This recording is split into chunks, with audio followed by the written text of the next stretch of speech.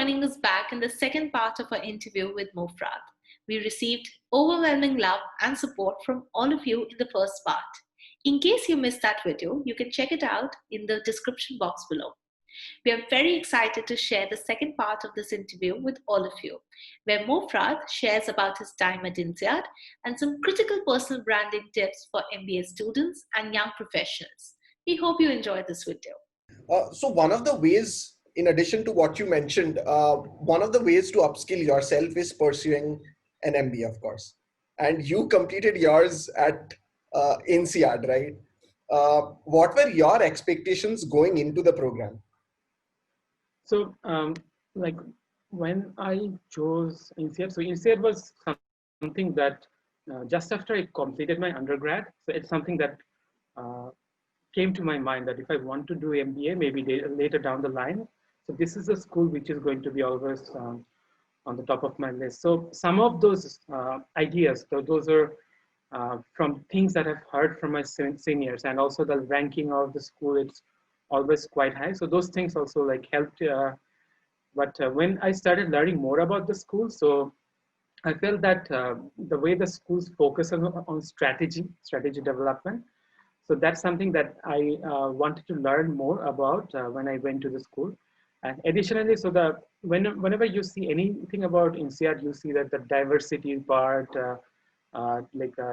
different countries. In my batch, I think there were people from 67 different nationalities, and so that was quite interesting. That getting yourself into a school where there is no home team, so everyone's and kind of an outsider. Everyone's trying to be coming in with kind of the same mentality.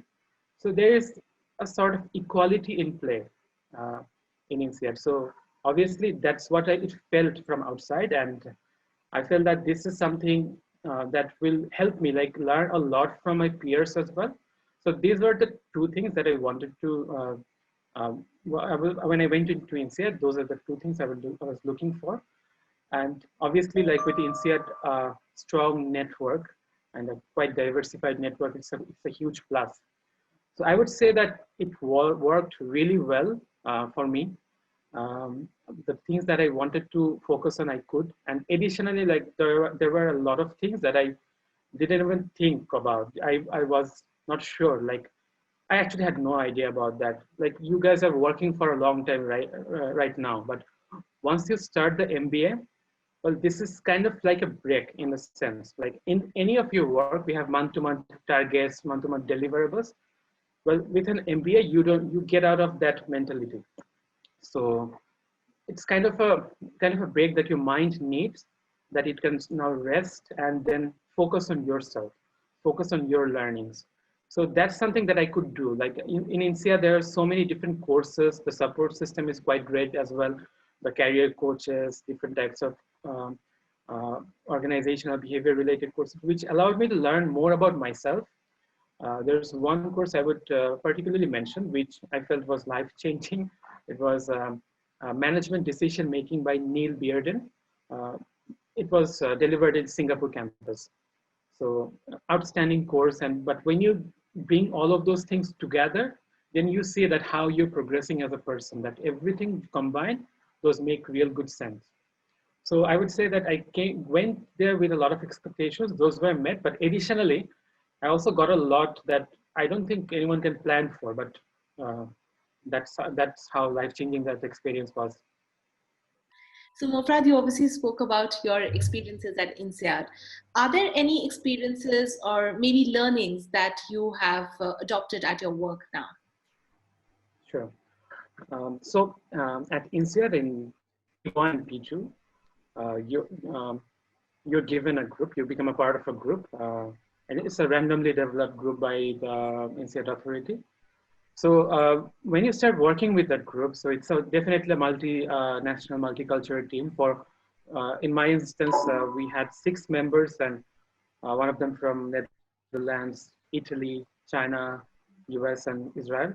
So we had different cultures coming in. So it was interesting to see that how we would function together, different cultures. Like you would have courses that what's the difference between Indian and European culture, and you see that when you have so many different continents altogether, there's always the possibility that it wouldn't work.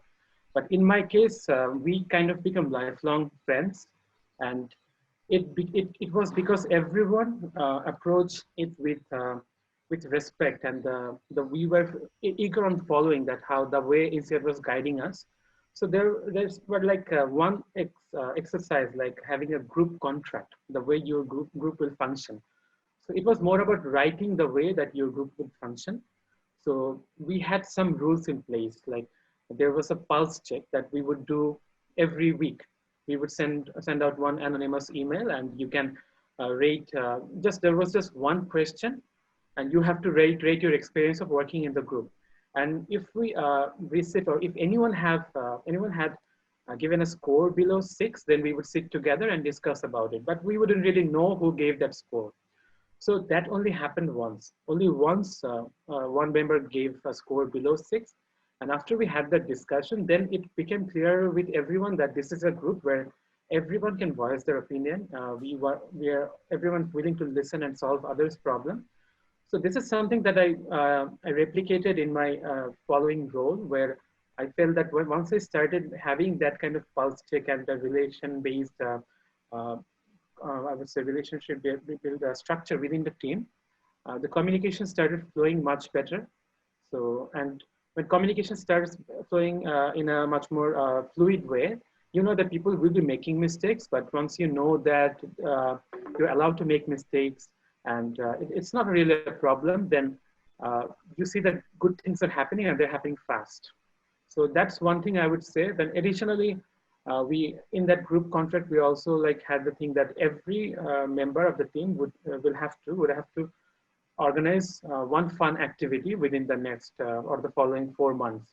So everyone did that. So we went to Burgundy once, we did group dinners, stuff like that. But so none of this, like it felt really good. Everyone is trying to make it a really good experience for others, but it's also something that I felt that it's easily replicable in other organizations and group culture. So, but you have to like when I try to do that, so I try to make sure that it doesn't really feel like a mandate that you are just doing, but we can feel that essence.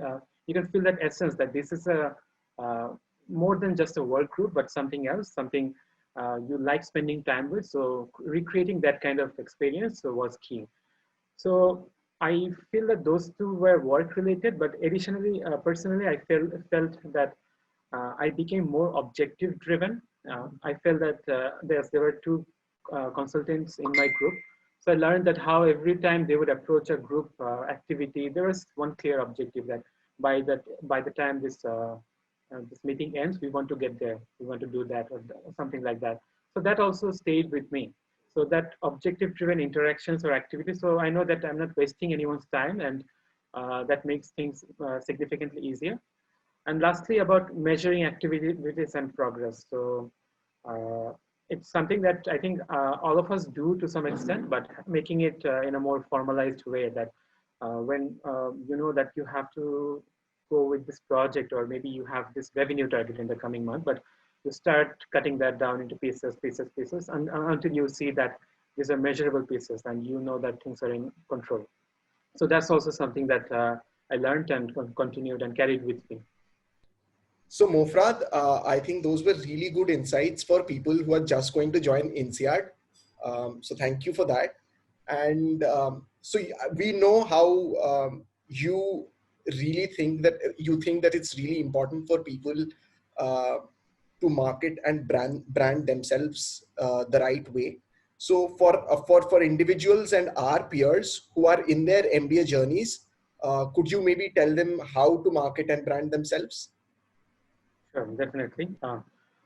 So, well, I think once you start doing the MBA, you would understand that how much of your career depends on your network. So it's online and offline, both of it. So obviously, previously you only had offline networks, but our lives have become significantly easier with the online platforms.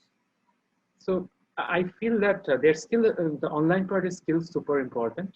That One thing you have to make sure that whenever you are interacting with someone, so you make sure that you don't have to become their best friend, but you have to have a positive experience with them, so that next time you meet that person, you can pick it up from there. So that's super important. And the more people you know, I mean, you wouldn't imagine that how people will keep coming back into your life. That people you just met for like 30 minutes 5 years ago, suddenly that person coming in and talking about a project with you, and so that happens. So that part is super important. But now, additionally, with the online platforms, so I think maintaining an active presence on LinkedIn, it's super important.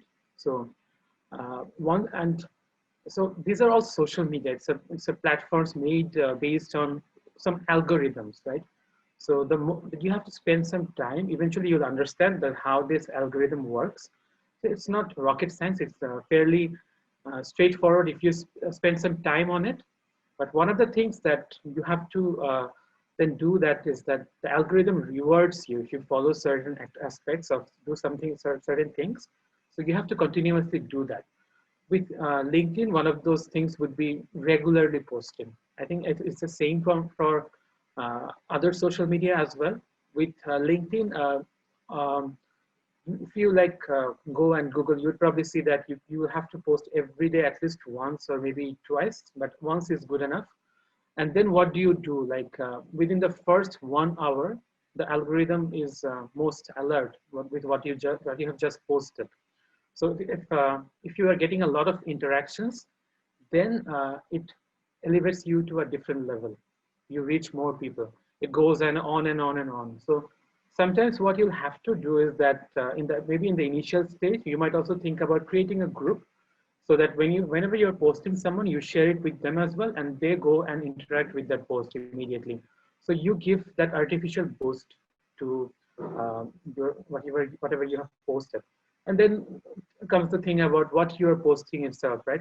So there are stories, there are images, there are links. So uh, I'm going very specific about LinkedIn, but I would say that LinkedIn doesn't like if you are posting links on the platform. They don't. The algorithm doesn't like when people are giving because of something you have posted, right? You have posted a link, they click and they go to another website. They don't like it. So you know that what are the kind of things you would want to share. So one interesting thing about MBA journeys is that there are so many things happening in the offline world. You wouldn't want to spend time spending behind a cell phone or your computer on social media. So once again, do that, like maybe create some stories, or every week there will be so many things happening. So you will have a lot of rich stories. So just maybe schedule them with, you can schedule, but just prepare them in advance. But every day, just when you're going to the school or waiting between classes, in those 50 minutes, you post something, and then you maintain that it's happening. So it's very important that you have a plan going into that, and it's also very important that you don't forget about it. That about your profile, and when like P3 comes, then polish everything, change the profile picture.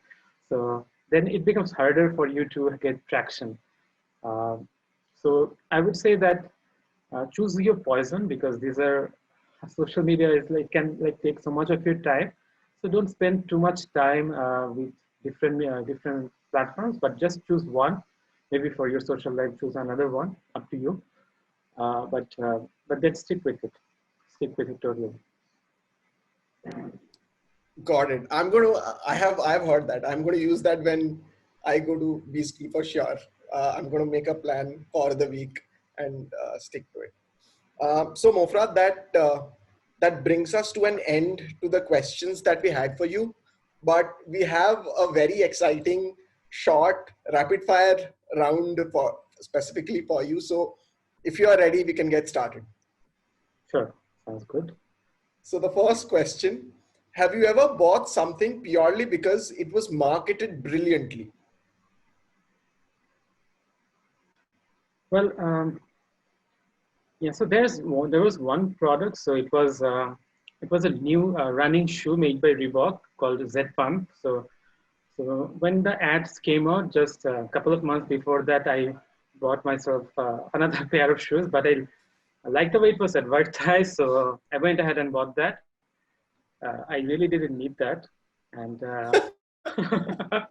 at least not then. But yeah, so Got it. So the next question, according to you, which company has a highly memorable brand presence?